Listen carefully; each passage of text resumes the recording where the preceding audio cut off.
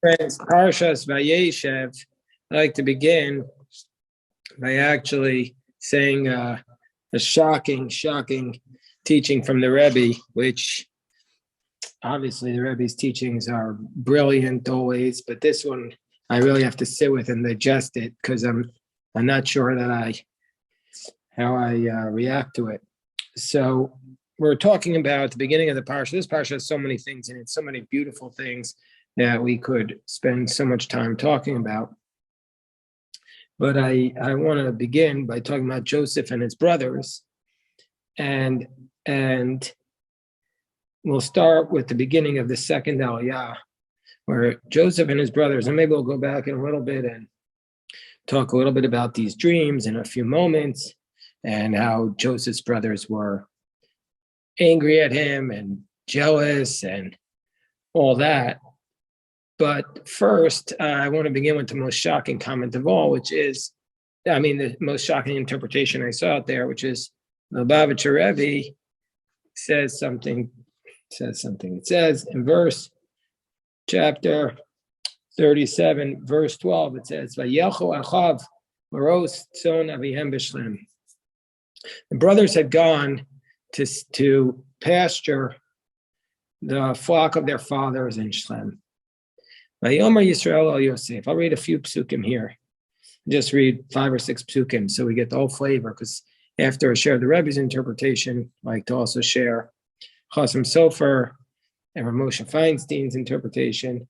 But first of all, we'll read 5 or 6 verses here. So Israel said to Joseph, i.e. Jacob says to Joseph, your brothers are pasturing in Shlem. Go and I will send you to them. Vayomer lo hineni. And Joseph responds, hineni. He says, I will go. Here I am. And basically, Rashi tells us right away, hineni is an expression of eagerness to perform the mitzvah. Lashon anava uzrizus, humility and eagerness. Nizdarez lemitzvahs aviv. He was eager to fulfill the commandment of his father. He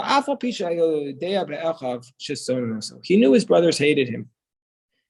Nobody was in doubt here about what was going on. They knew the brothers hated him. And also he knew that they were in Shlem. Shlem was a place of tremendous danger. That's where the brothers had, Shimon and Levi had led the charge and really done a big, they had destroyed the whole city. So this was a place where there was a history of the brothers being violent. And yet Joseph was willing and eager to go. And Jacob says to Joseph, go now and see the welfare of your brothers, the welfare of the sheep, and bring back to me the matter. And he sent him from the valley of Hebron, and they came to Shechem. And Joseph found the man. He was wandering along the road. And the man asked him, saying, Ma tivakesh, what do you want? I'm seeking out my brothers. Of course, we read this on many levels. Maybe really all Joseph wanted was to find his brothers, to really be able to be in a close relationship with them. Joseph says, I'm seeking out my brothers. Please tell me where they are shepherding. He said, they traveled from this. Meaning nasu mizeh, also the commentaries read it as, they don't want any part of you. They traveled away from you. Because I heard them say, Nelchu daitona, let's go to Dotan. Joseph could have turned around at that point, because his father really had said, go to Shlem. He didn't actually technically tell him to go to Dotan. Joseph could have turned back home and reported, the brothers have moved on. They're no longer where you think they are. He would have been within his rights. But he didn't just want to fulfill the letter of the law. He wanted to fulfill the spirit of what his father had asked him to do. So Joseph went after his brothers and he found them in Dotan. Just 2 more verses. The brothers saw Joseph from a distance. And before he got close to them, they were desiring and gathering, plotting against him to kill him. And each one said, behold, the dreamer is coming. And the dreamer here is an insult. He says, let's kill him. We'll throw him into one of the pits. We'll say a dangerous animal has eaten him. We'll see what will be the story with his dreams. Let me share with you what the Lubavitcher Rebbe said, and then I'd like to hear what your thoughts are. The Rebbe says as follows. We already know that Yaakov loves Yosef more than all of his children, because it says, V'Yisrael ahav es Yosef mikol banav. He loved Yosef more than all of his other children. Ki ben zekunim hulo, because he's a ben zekunim. What does ben zekunim mean? Either it means bar chachim, Rashi says, he was smarter, or else means he was the son of his old age, or else it means that he looked like him, his ziv, he had the appearance of him. But one thing is clear, Jacob loved Joseph more than he loved all of his children. It's also very clear that Jacob was completely aware that the brothers were jealous of Joseph. It says, Vayikanu bo echav v'aviv shamaras hadavar. The brothers were jealous of him, and his father watched the matter. So Jacob knows Joseph is his favorite. Jacob knows the brothers hate him or are jealous at the very least. Earlier it also says, Vayisneuo, so they hated him. So they hated him and were jealous of him. And they're in a dangerous place. Why does Jacob send them there? What does he think is going to happen? So this is what the Rebbe writes. The Rebbe writes, the Zohar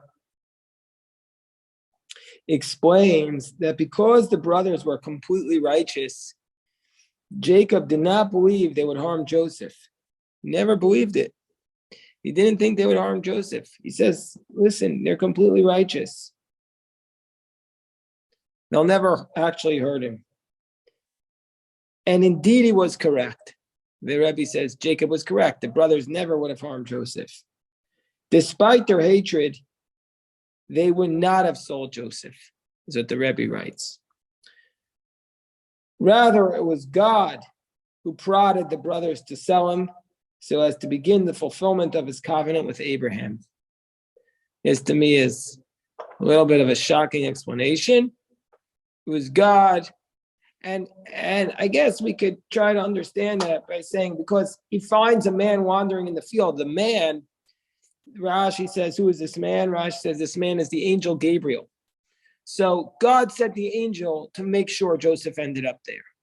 So they had no choice. They didn't want to sell him. They didn't want to hurt him. They had tried to distance themselves from the situation. They went to Shlem, they went far away because they didn't want to be around him. They knew that he brought out the worst in them.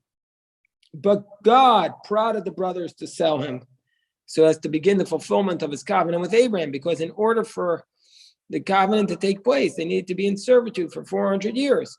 So Joseph needed to be sold. So God prodded this. And now the Rebbe writes, Joseph's experience vividly demonstrates that whether or not we realize it, everything that happens to us is orchestrated by God for our benefit. Okay, I don't necessarily disagree with that, obviously.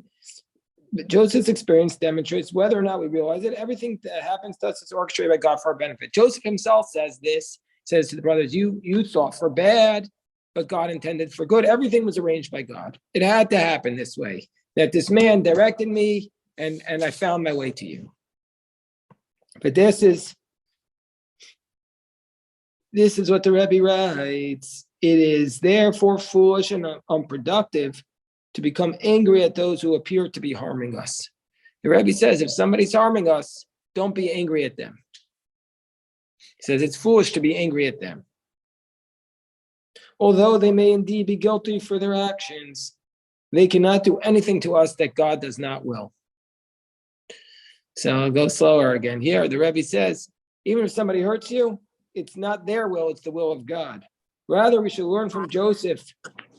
Hold on one second. I'm just going to mute somebody because I'm hearing something. Let me just mute it. Just a few minutes, and then I'll be happy to take questions.